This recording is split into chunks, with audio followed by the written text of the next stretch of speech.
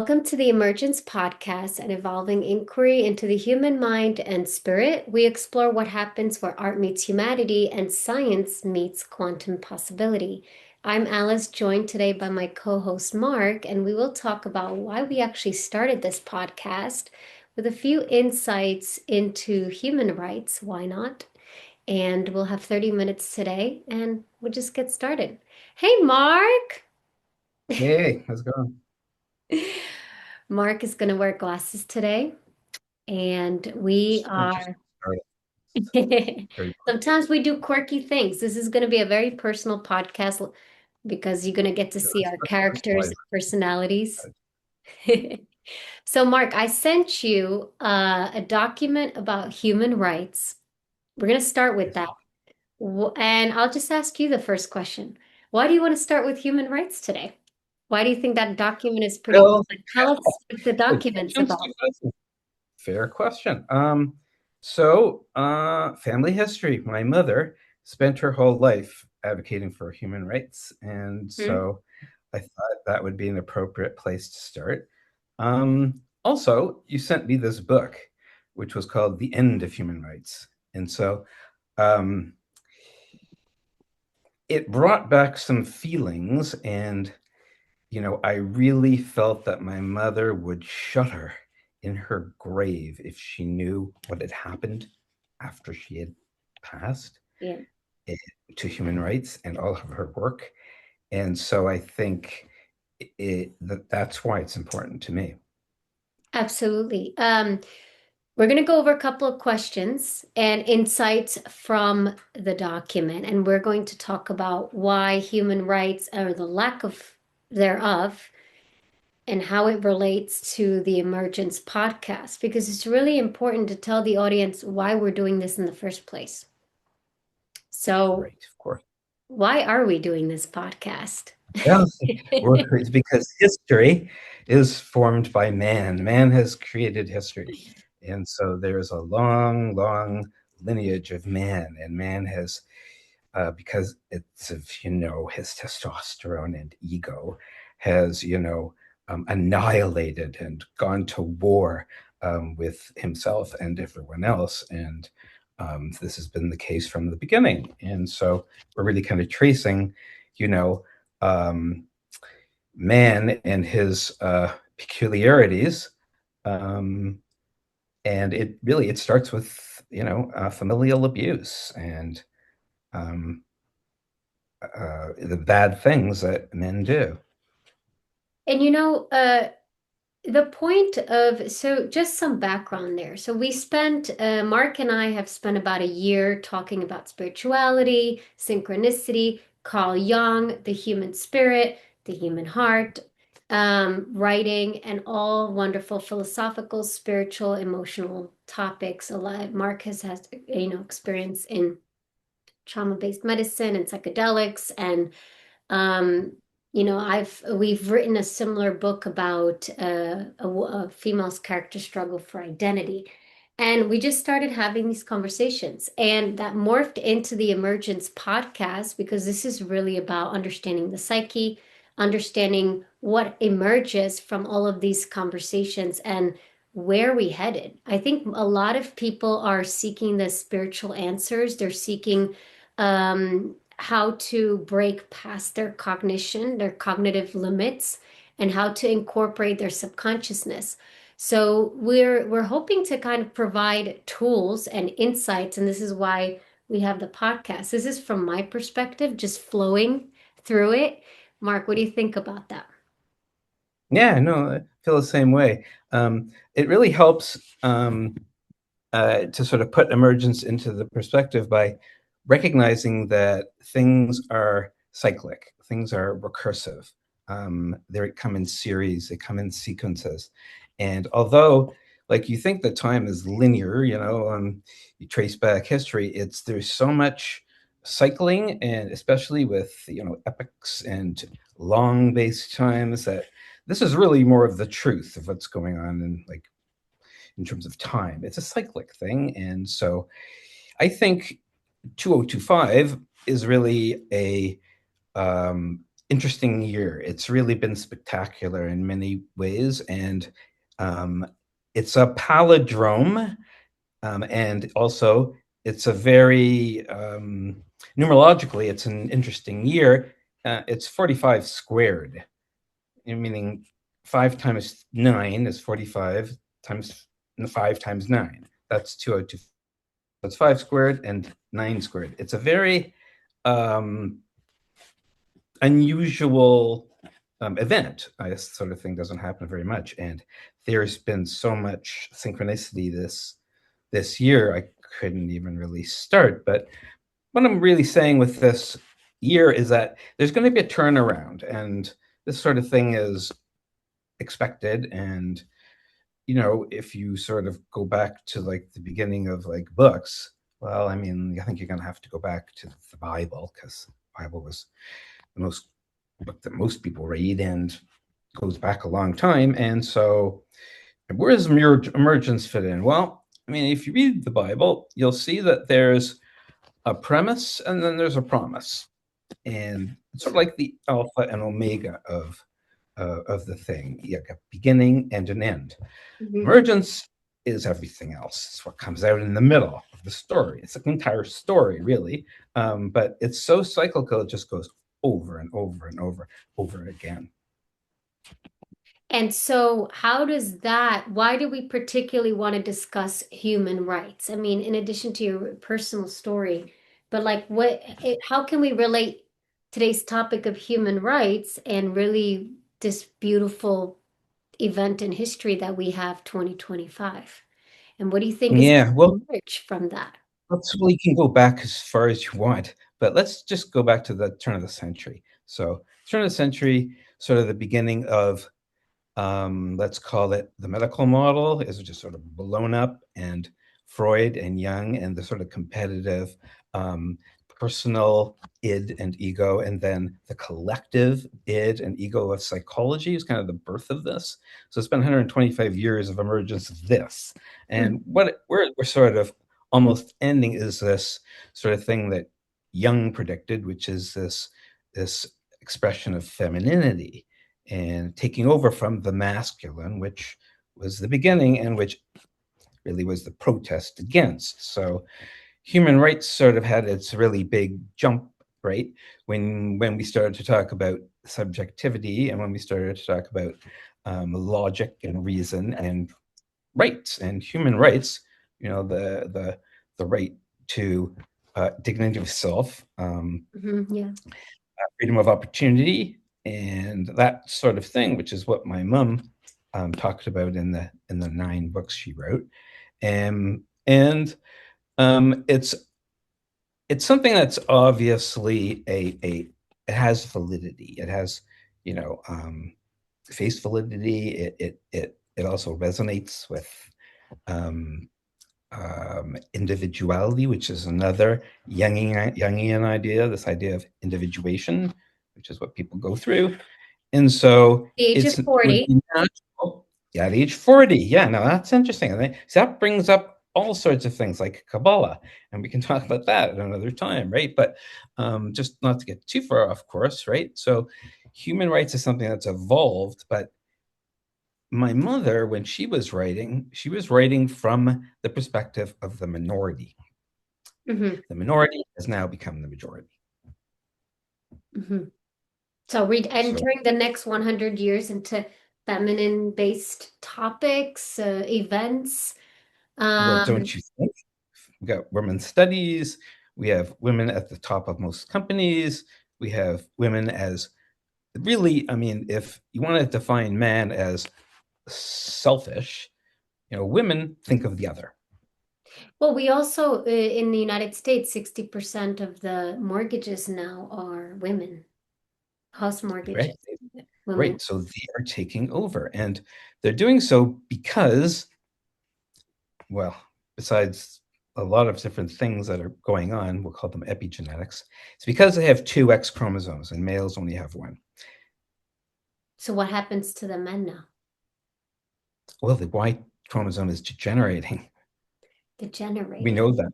Yeah, it's dissolving. That's from the Yeah. medical point of view. And well, the epigenetic. And So, also from the genetic point of view, you can look at the material, you can see what's going on, and it's definitely in trouble. for those people that don't know, what's the difference between genetics and epigenetics?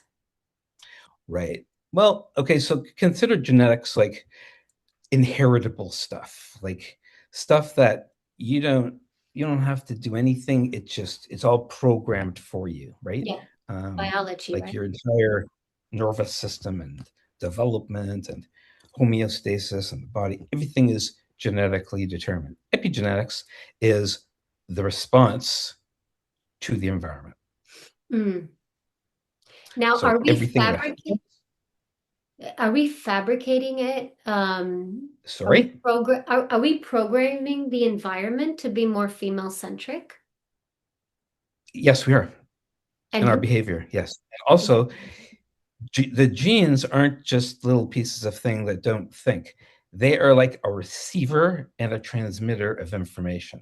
They vibrate, they oscillate, they synchronize, right? It's like a little thing, a little antenna that you've got in there that if you talk to it badly, it's going to change things internally in a bad way, meaning inflammation and neurodegeneration and all these things, leaky gut or whatever you want to Leaky call gut. it. The mass of protein that's turning on the death program. It's all the same thing, right? So when you're saying talking to a badly, does that mean like consuming bad news, consuming bad, substances, Yes, consuming it does. It like means consuming products that are negative, not natural. Yeah, it means all of this. all of it, right? So, let's pull up some questions from the document because I think what caught Mhm. my attention, I don't have it in front of me. What caught my attention was the title, The End of Yes, me too. Human Rights. So, what is the author talking about? Well, I think he's looking at human rights as a cycle, and a cycle that began a long time ago, but it's reaching the end of it, and which means we're turning around and going back. And where are we going back to? Are we going back to the sense of like where we belong, like in nature, in communities, and maybe I would hope so. Yeah, I think. Yeah, I would think so. Not quickly, but yeah. And it may take a natural disaster, but or other things. But yeah, I think we are. That's what's happening. We're actually what's happened is that it's a spiritual nadir, is what we're reaching, and we're going to turn around, and uh, spirit is going to um, improve, and just sort of think. I'll call it. Serendipitously? No, no, I call it, it's just synchronically. I was given the Celestine prophecy to read. So I've been reading that. And it talks exactly about this, about it's apparently it's a manuscript, according to, this guy who wrote it, and from Peru. And of course, the manuscript is like ancient history. Okay, where did it come from? Nobody knows. Who gave Mhm. it? Nobody knows, right? It's came and then it was translated, and then from now on, there's no source. And so it's almost like Moses with his tablets, right? You can't trace the source, and You yet the can't trace. story you can't trace the source, right? It's story. It's like, okay, either you believe it or you don't, right? Do you think that And the spirit, do you think like spirit, going back to spirit, is the answer, the antidote to like AI? Because AI is pushing yes, I society do. Where did you in come the up with direction this idea? Yes, I did. And spirit. what sort of made you think about that? You know what? I channel. The information just comes to me. I'm a translator and transmuter of energy between spirit and material world, and I just visualized it. I saw it. I mean, no, So, practically what that looks like is so what's happening with AI, just I come from tech industry, so we have our obsession of data acquisition and controlling information is I'm seeing it as a mentor and a teacher that a lot of people are losing their communication skills. We've replaced communication with digital communication, and now we're going to have the glasses, and we're already plugged in. Maybe Neuralink. We're going to have a lot of plugged into the digital world. So we're with AI like ChatGPT, we've really we're pushing in a certain direction, but if the universe is we're very bipolar, so there has to be an equal reaction. So that's why I thought is that there's going to be people search, go to the origin, to the beginning, to esoteric wisdom, no? Yes. What is esoteric wisdom? What's esoteric knowledge? Well, I mean, it depends on your culture. In my culture, since I'm Jewish, it's Kabbalah. Kabbalah, yeah. What's Kabbalah? For those of us that don't know, Esoteric wisdom. It's the mystical side of oral transmission or culture. oral transmission or culture. Um, Yep. and it's actually interesting about Kabbalah is like I was speaking to a woman from Peru today who is interested in studying Kabbalah, and I think that that just illustrates whether it's Kabbalah or Christian esoteric knowledge or Sufi, this quest that people have searching for an alternative way of living and seeking these answers in history, in nature, because they've identified that epigenetics and what's happening with society is just not sustainable. And do you think that because people are waking up to see that this century is not going to be sustainable, that's why they're focusing more on spirit, Yeah, yeah, that's questioning? what the Celestine prophecy said. It said that the first, it came in insights, and I've only read the first two chapters, so, but they're very good. But I mean, the first insight is synchronicity, and so the insight means that people recognize what synchronicity is, that the world works through it, and that it's meaningful coincidences. And when you think about it, your life um, in your brain is being recorded in episodic memory. It's all episodes. There's a scene and episode, and this is how it's remembered. It's like a flat. It's like a movie. It's like a flash picture thing, and that's how it works. And something has to synchronize it. And what synchronizes it is meaning. Meaning. So Meaning. we actually do live in a very subjective world, not a logical one. We try to be objective, but we make decisions mainly subjectively. You got it. Yeah. And why is That's this it. important for people who are going through like a crisis or addiction? Because you've had a lot of experience with addiction, and um, Yes. so when people are faced with this crisis of trying to understand their purpose, ending relationships, ending jobs, and they don't see a way out, what would be some tools for them to look for moments of synchronicity to guide them? Read Kabbalah, like what should they do other than Yeah, watch no, the absolutely, yeah. podcast? Well, I think, like, with Self-promotion. addiction, right? Okay, well, I mean, like, addiction is quite out there, but, I have, like, some experience with it, I'll talk about that. Yeah, so what the first step in, like, getting better is admitting to yourself that there's a problem, but Mm, beyond that, admitting that you yourself have created the problem and that mm, you yourself have to get out of it. mm. Is that Yeah, it's difficult for admission. people to take that kind of accountability? Is that asking too much? No, it's not asking too much because people do it, and we help them. But what we do is we're there beside them to help them. They're doing the work. They say, "Oh no, doc, you saved my life." No, I didn't save your life, right? I gave you a chance and gave you sort of like some guidance and some steps, and Mm, also was there to like make sure that you were following the program, and but you were doing it. It's you. And so the first thing is for them to admit it, and this is the most difficult thing. People can't admit to themselves that they don't like themselves, that they don't love themselves. That this is really what the problem is. So is something like your mother's work, human rights, her work in human rights, is that just another way of saying we are accountable as humans? We have rights and we can make something of ourselves. Is that just a doctrine for a better way of living?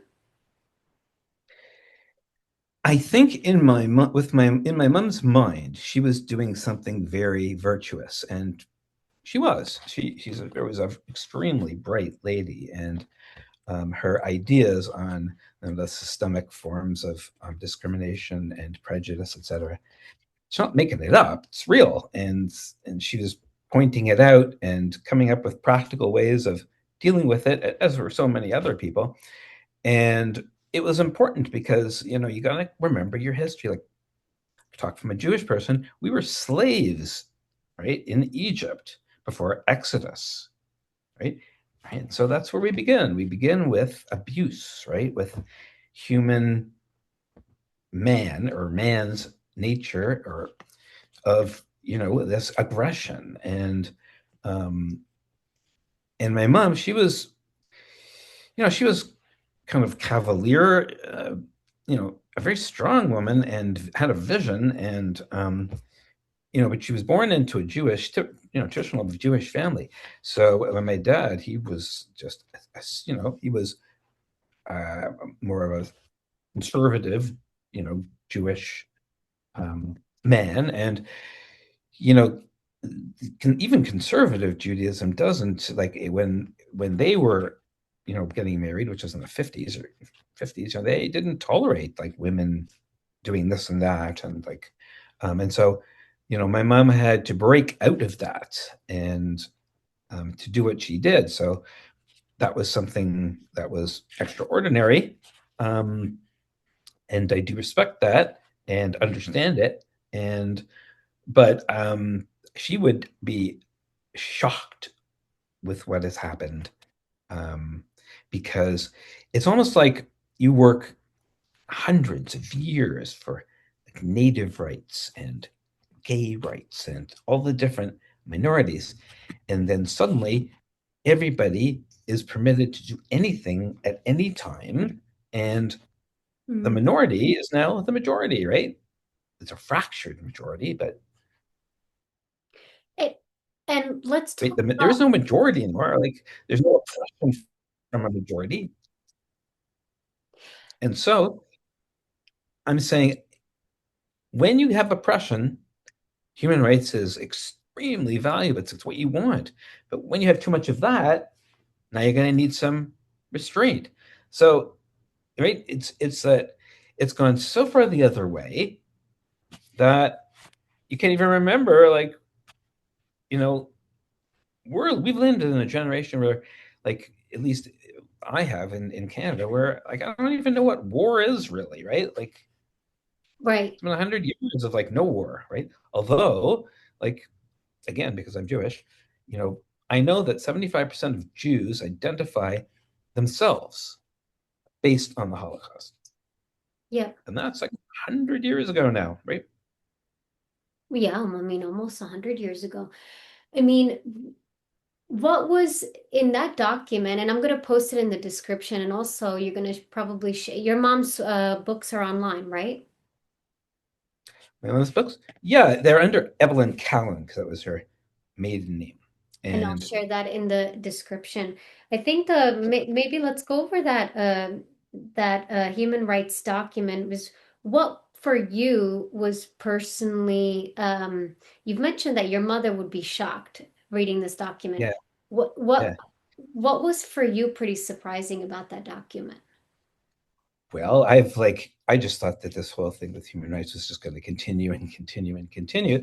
And the person who wrote this, and I'm going to say that this is a very, very well written book, which was written in the year, when was this written? 2000?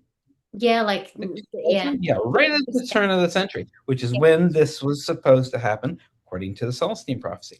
So there's all this synchronicity there, right? And um, well, I was interested because of the conclusion right at the end, and it basically said that all of this, and this guy who analyzed this is like, I'm telling you, this guy is just great. Like, he brings in every kind of literary criticism. He's very much into like all the top literary critics, and talks about things in terms of all these different like ways of looking at it, like evolutionary and social cultural. And I mean, he's just like, and he's bringing in all of like the people that have made contributions, like philosophers like Kant and Heidegger and all these like. So he's bringing a lot into this, and at the end, his conclusion is, we're going back to monotheism. Monotheism. It's going to be where we're going back. And I'm going, right. That's exactly it, because you've had too much of this now. It's too much, right? I mean, when you have like protesters that can, go in wherever and just wipe out, kill people, like in Australia, or like you've got in Toronto, like they're protesting at the University of Toronto, and you've got like professors that are saying like everyone's got their right to do whatever they want to do, yet it means it's gone too far. It means we've gone too far, and we need to pull back and move towards the middle. And this is what I think is what's happening. And so that's why I thought this was very interesting. The second aspect of which I really liked was when you brought me to like sent me some of these questions, like you wrote it as a paradox, right? And it is. It's a paradox because it's our way of trying to find a solution to things that we don't like, right? Whether that's our discontents about society or about our position, class, about our rights, whatever it is that our discontents are. And so you brought up the paradox, but then the second point you bring up is genealogy. And most people are going to say, well, what does genealogy have anything to do with it? Well, it has everything to do with it, because what is being expressed, right, genetically is what's going on. So you have to take a look at that and look at the human being. The human being is only expressing about 3% of their genome, which means there's a lot of inhibition that's going on. Like we're at the 97% of our genetic material is not being expressed. And what is the cause of this non-expression? It's the environment, it's culture, it's all this stuff. And so there's connections between all these things. We just gotta look into it a little bit and try to bring them out. And that's what emergence is. It's bringing out all this stuff. And so it's so really what emergence we can say is about is bringing up our full genetic expression as much as we can bring up, right? Well, okay, so there's two ways of looking at it, right? I'm playing So devil's if advocate. there's two ways of looking at it, um, and they're both right if you look at them in different ways. And so, like when I found that out, like someone, I didn't just like come up with that myself. I just was reading and I came up with this. I read this. I'm going, what do you mean? Like we're only expressing 3%? And so but that made me think, well, okay, well, one of two things is happening. Either at one point in time, we were only expressing a small amount of our genome, and we're getting more and more, expressing more and more as time is going on, or it's the other way around. At the beginning, we expressed 100%, and now we're only expressing 3. And it made me think which direction we're going. And I was convinced that we were expressing 100% back then, and now we're only expressing 3. So are we heading towards less expression, or how could we reverse that? Right. Well, I think expression is spirit. So Spirit. if Huh. we express more spirit, we're moving backwards, at least where we were before, right? Hmm. Um, the world has become very complicated, and all this complexity has its consequences. Absolutely. And so the way that I express spirit is through writing, through doing something like this podcast, through oral expression, written expression. I think we've previously talked about music. Like, what are some ways are there any other ways that I haven't mentioned to express spirit? Yeah, anything. I mean, spirit is expressed when you do something. It's a manifest thing, right? Hmm. So whatever you do, you're expressing what spirit you have, right? So to be in Um, action, and it to has to be, be something that you do. Yes, it has to be something done. Yes. So because it's expression, you expressed it, right? Like it's the difference between something that's manifest and something that's latent. what's the difference? something that's latent can be expressed, and what is expressed is the latency. So, for instance, we'll say a crime scene, right? There's fingerprints there, right? Yeah. They're latent. But what they do in forensics is they bring them out to manifest. They do a bunch of like specialized things with it using like materials and stuff, and boom, there's fingerprints. The fingerprints were always there, but they were latent, right? It's the same thing with the genome. So 97% of stuff's latent. Why is it latent? Well, it's being suppressed, right? By epigenetics, right? But it's there, right? I mean, it's really interesting because we've launched about a month, 2 months ago, and we've had a few interviews. By the way, we do interviews every other Sunday, and we're interviewing scientists and writers and all kinds of intellectuals and people who've had some extraordinary lives and something interesting to say. And I think our what we hope to accomplish is to interview people who've been able to not only experience some sort of evolved consciousness or understanding of spirituality, but that can also live to tell the story because it's in the translation that matters. It's one thing to have the experience, but then how do you teach? You teach from experience, but then you have to have that understanding what it is to in hopes of allowing us to know where we're headed. I think the big thing for people is where's society headed and what's my place in it. I think that people are losing hope. And for me personally, I see this podcast as kind of like a mental puzzle, but a way to anchor the spirit in a way that contributes to something larger than us. That's how I would kind of say it. Maybe if you want to say one last thing about what your hope for the podcast is before we Yeah. head Well, I just look at it as a story. on. We're storytellers. We're both telling stories, but that's the Bible. The Bible tells stories. All it does is tell stories. It's the same story over and over again. Story of faith. It's a story of hope. It's a story of, and it's repetitive. And what I like about Emergence is that um, it's like the cone of light. You Mm, see, we only see backwards a certain amount, we'll say, like yeah. an arc, right? And as time goes on, that arc widens and we see more and more. More of the picture emerges over time. And that's how it has to be. So thanks for tuning That in is the way it today. is. The way it is. And so my hope is that through our storytelling, we'll be able to um, help people understand themselves and the And world in a more and we comprehensive got way. here. So if you guys have any questions, just send us an email. The email is in the description. We got 1 minute left. And if you have any questions or any particular topics that you're interested in for us to explore, any guests to invite, let us know. We love your feedback. And we'll see each other next time.